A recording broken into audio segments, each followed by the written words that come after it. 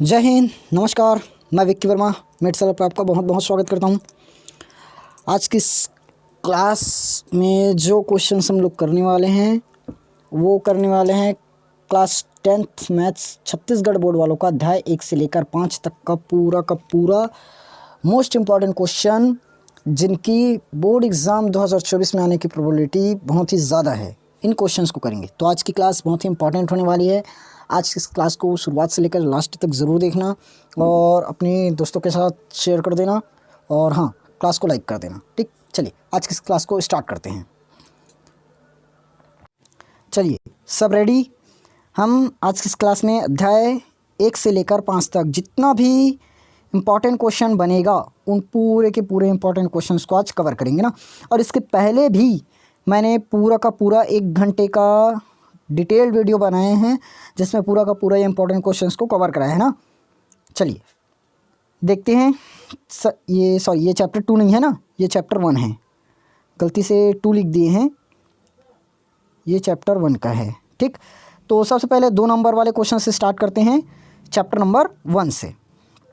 ठीक, देखो, जांच कीजिए क्या जी एक्स पी एक्स का एक गुणनखंड है यदि जी एक्स बराबर दिया है एक्स माइनस में 3 और पी एक्स बराबर दी है एक्स का cube minus 4x² plus x plus 6। ये क्वेश्चन 2022 सेट ए में आया हुआ है और इम्पॉर्टेंट क्वेश्चन है ना। उसके बाद देखो सेम वैसे ही ये 2 क्वेश्चन और बनाया गया है इसी टाइप का। चौथा क्वेश्चन में आ जाएगा आप लोगों का, हाँ, और यहाँ से 1 नंबर का भी क्वेश्चन आएगा ना। 1 नंबर वाला क्वेश्चन मैं इसमें कवर नहीं कराया हूँ, 1 नंबर में भी यही टाइप का आएगा। पी एक्स बराबर क्या दिया है, देखो एक्स का स्क्वायर माइनस 3x प्लस 6। तो हमें निकालना है P0 और P-2, ये बताना है। वैसे ही 3x² माइनस 5x प्लस 2 बराबर 0 है। इस पर मूलों का योगफल और गुणनफल बताना है। तो मूलों का योगफल और गुणनफल से भी बहुत ज़्यादा क्वेश्चंस बनते हैं। ठीक, 7वां क्वेश्चन पर आप लोग देख सकते हैं, ये क्वेश्चंस ऊपर में मैं बता दिया हूँ, वही क्वेश्चंस है, देख लो, रिपीटेड है। 3x³ माइनस 4x² प्लस 17, तो P-1 और P0 इसका मान बताना है। ये 100% 2024 में दिख सकता है। ठीक, दिख ही सकता है क्योंकि पूरा का पूरा यही क्वेश्चन आया है हर साल, तो 2024 में भी आएगा। ठीक, इस तरह से आप लोग पूरा इधर नीचे का क्वेश्चंस देख सकते हैं। चलिए 14 क्वेश्चन हो गया। अब चैप्टर 1 से ही 3 नंबर का और क्वेश्चन आप लोगों को मिलेगा। वो टाइप 1 था, वेरी शॉर्ट टाइप वाला क्वेश्चन था। ये थोड़ा सा शॉर्ट टाइप में आ जाएगा 3 नंबर वाला क्वेश्चन। क्या बोला है, यदि x-1 पी एक्स का एक गुणनखंड है तो हमें k का मान ज्ञात करना है। ठीक, वैसी सेम ये वाला भी है। ये क्वेश्चंस बहुत ही इंपॉर्टेंट है, आप लोगों के बुक में और क्वेश्चंस दिए हैं, आप लोग वहाँ से भी पढ़ सकते हैं। देख लो 2020 से सेट ए और बी में आया हुआ है। 2x³ plus x² minus 5x plus 2 है, इसको हमें भाग करना है x प्लस 2 से, तो शेषफल 0 आएगा, ये बताना है। ठीक, तो चैप्टर 1 से बस इतना ही इंपॉर्टेंट क्वेश्चंस बन सकता है आप लोगों के बोर्ड एग्ज़ाम के लिए, तो इन क्वेश्चंस को आप लोग अच्छे से प्रिपेयर कीजिए ना। चलिए चैप्टर नंबर 2 पर आते हैं। चैप्टर नंबर 2 से मैं थोड़ा सा क्वेश्चन यहाँ पर ऐड नहीं कर पाया। देखो चैप्टर नंबर 2 से मैं बता देता हूँ कौन सा क्वेश्चन आता है, कौन कौन सा क्वेश्चन आएगा। एक है हमारा 3x प्लस 5y बराबर 2 और एक रहेगा 5x प्लस 3y बराबर 4। हमें इस समीकरण को हल करना है किसी भी विधि से। ये क्वेश्चंस आएगा ना, ये क्वेश्चंस आता है इस चैप्टर से। और क्वेश्चंस है 6 नंबर वाला, मैं उस क्वेश्चन को और बताता हूँ। ठीक, चलिए देखो चैप्टर नंबर 2 से ही 6 नंबर का क्वेश्चन मिलेगा। ठीक, ब्लूप्रिंट के साथ बताते चल रहा हूँ ना, ध्यान रखना। चैप्टर 1 से हमने 1, 2 और 3 नंबर वाला किया, चैप्टर 2 से 3 और 6 नंबर वाला करेंगे। ठीक, देखो 2 क्रमागत सम धनात्मक प्राकृत संख्याओं के वर्गों का योग 164 है, तो हमें संख्याएं ज्ञात करना है। ठीक, संख्याएं निकालना है। अब मैं बता रहा हूँ 6 नंबर वाला क्वेश्चन।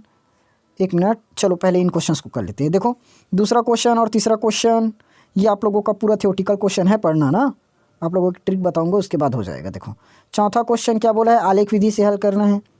पांचवा क्वेश्चन के किस मान के लिए समीकरण निकाय के एक्स माइनस वाई बराबर 2, 6x माइनस 2y बराबर 3 है, तो हल अद्वितीय हल होगा या कोई हल नहीं होगा, ये बोला है। क्वेश्चन नंबर 6 पर आए तो के किस मान के लिए समीकरण निकाय, सेम वही कंडीशंस है। तो यहाँ पर इस चैप्टर में 6 नंबर वाले क्वेश्चन में थोड़ा सा ध्यान देना। 6 नंबर वाला जो क्वेश्चन है वो अपना दूसरा चैप्टर और चौथे चैप्टर दोनों से मिलेगा। तो अगर ये चैप्टर आप लोगों को थोड़ा सा हार्ड लगेगा तो चौथा चैप्टर से कवर कर सकते हैं ना। चौथा चैप्टर में कुछ ही क्वेश्चंस है जो 6 नंबर में आने के लिए हैं, तो उन क्वेश्चंस को प्रैक्टिस करो, ठीक।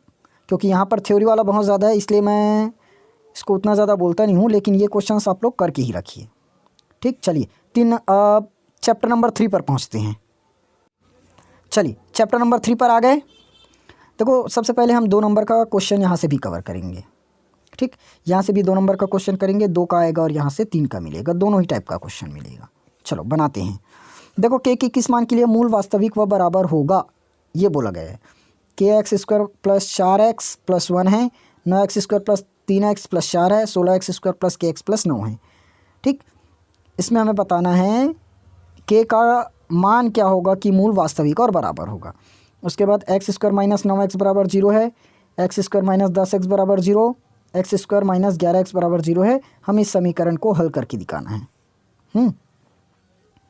मूलों की प्रकृति ज्ञात करना है, देख लो। उसके बाद चैप्टर नंबर 3 से ही 3 नंबर का क्वेश्चन मिलेगा। मैं सिर्फ टाइप को बताते चल रहा हूँ ना, पूरा क्वेश्चन आप लोग स्क्रीनशॉट ले सकते हैं या फिर नोट कर सकते हैं। वर्ग समीकरण, हमें इस पर मूलों की प्रकृति बतानी है।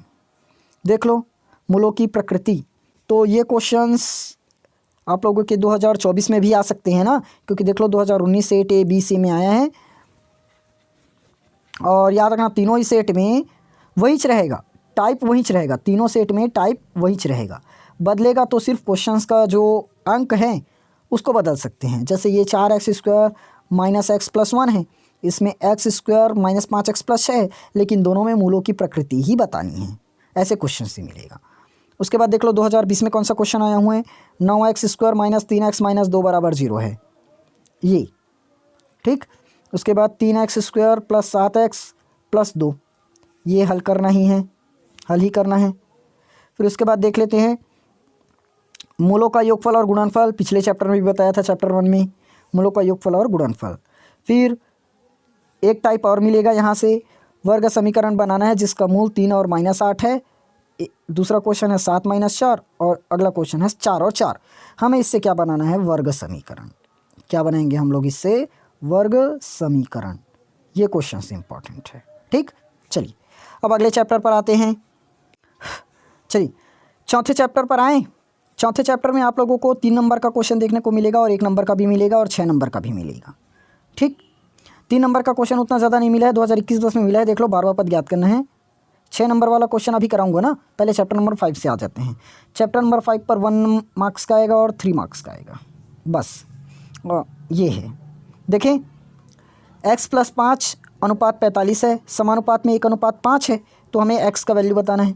x प्लस 4 अनुपात में 36 है, समानुपात 1:4 है, इस पर भी x का मान बताना है। x प्लस 3 अनुपात 27 है, समानुपात 1:3 है, इस पर भी x का मान बताना है। देख लो 2022 में तीनों सेट में आया हुआ है।